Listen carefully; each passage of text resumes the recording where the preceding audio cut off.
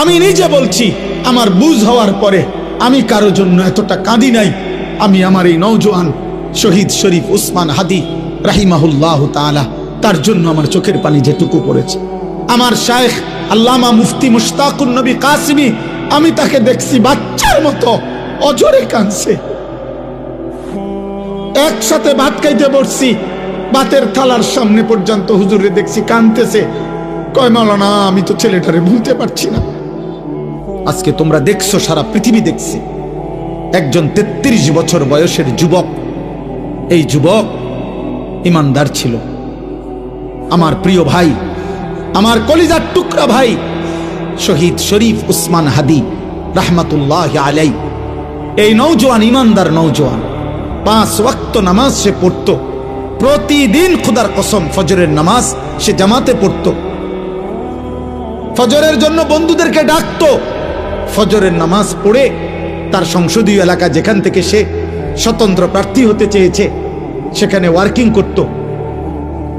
যেদিন গুলিবিদ্ধ হয়েছে সেদিন তো সে জুমার নামাজ পড়ে আল্লাহকে সেজদা দিয়ে মসজিদ থেকে বাইর হয়েছে। এর কিছুক্ষণের মধ্যেই সে গুলিবিদ্ধ হয়েছে। সে হাফেজে কোরআন ছিল, তার বাবা আলেম ছিলেন, তার বড় ভাই আলেম, সে মাদ্রাসার ছাত্র ছিল, সে আল্লাহকে ভালোবাসতো, পাক্কা ইমানদার ছিল। তার হৃদয়ের সবটায় দেশপ্রেম, মাতৃভূমির 1 ইঞ্চি জমিন, মাতৃভূমির 1 ইঞ্চি জমিনের আজাদি, স্বাধীনতা, সার্বভৌমত্ব সে দিল থেকে চেয়েছিল। তার বক্তব্য এটাই ছিল যে আমি আমার মাতৃভূমির 1 ইঞ্চি জমিন আমি কাউকে নিতে দেব না, নিতে দেব না।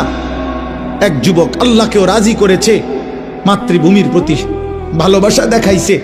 ঈমান এবং দেশপ্রেম, এই 2 জিনিস তার মধ্যে একত্র হওয়াতে, তোমরা ভাই বলো, একটা ছেলে বলো, তোমরাও দেখছো, আমরাও দেখছি, গোটা বাংলাদেশের লক্ষ লক্ষ আলেম, মুফতি, মুহাদ্দিস, পীর, বুজুর্গ, আউলিয়া, ইমাম, খতিব, মুয়াজ্জিন, তালেবে ইলম, হাফেজে কোরআন, বুড়া মানুষ, জওয়ান মানুষ, বাচ্চা মানুষ, আরে বাবা, এই জাতির 18 কোটি মানুষ মনে হয় তার জন্য অঝরে চোখের পানি ফেলছে। আমি অসংখ্য আলেমের মুখে শুনছি, আমি নিজে বলছি, আমার বুঝ হওয়ার পরে আমি কারো জন্য এতটা কাঁদি নাই। আমি আমার এই নওজোয়ান শহীদ শরীফ উসমান হাদি রাহিমাহুল্লাহ তাআলা, তার জন্য আমার চোখের পানি যেটুকু পড়েছে। আমার শায়েখ আল্লামা মুফতি মুশতাকুন নবী কাসিমি, আমি তাকে দেখছি বাচ্চার মতো অজরে কাঁদছে। একসাথে ভাত খাইতে বসছি, ভাতের থালার সামনে পর্যন্ত হুজুরে দেখছি কাঁদতেছে। কয় মাওলানা, আমি তো ছেলেটারে ভুলতে পারছি না। তাইলে বলো ভাই, এত মানুষের চোখের পানি ঝরছে একজন ইমানদার যুবকের জন্য, তোমরা দেখছো বাবা। অতএব তোমাদের কাছে বলি, বাপ, মরিলে এমন মরাই মইরো, বাঁচলে এমন বাঁচাই বাইচ। এই পৃথিবী তোমারে মনে রাখবে না রে আব্বা।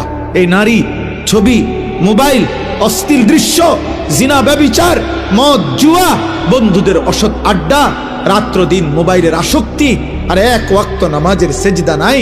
খোদার কসম, রব্বে কাবার কসম, এই পৃথিবী তোমারে মনে রাখবে না। তোমারে মনে রাখবে, পৃথিবী শ্রদ্ধা করে না। দুনিয়া তো নাফরমানও ভোগ করে, কিন্তু পৃথিবী তাকে সম্মান করে না। ফেরাউন, এই নাম, এই বেঈমান, তো পৃথিবী ভোগ করছে, সে তো বাদশা ছিল। কিন্তু আজকের পৃথিবীতে কোনো মানুষ, মুসলমান দূরে থাক বেটা, কোনো মানুষ কোনো কুত্তার নামও রাখে না ফেরাউন। এই পৃথিবীর কোনো কুত্তার নাম নাই ফেরাউন। এই পৃথিবীর কোনো কুত্তার নাম নাই নমরুদ।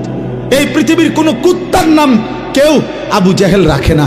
এই পৃথিবীর কোনো কুত্তার নাম কেউ আবু লাহাব রাখে না।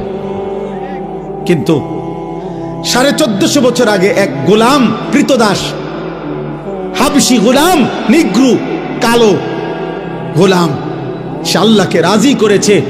নবী সাল্লাল্লাহু আলাইহি সাল্লামের ভালোবাসা বুকে নিয়ে কবরে গেছে।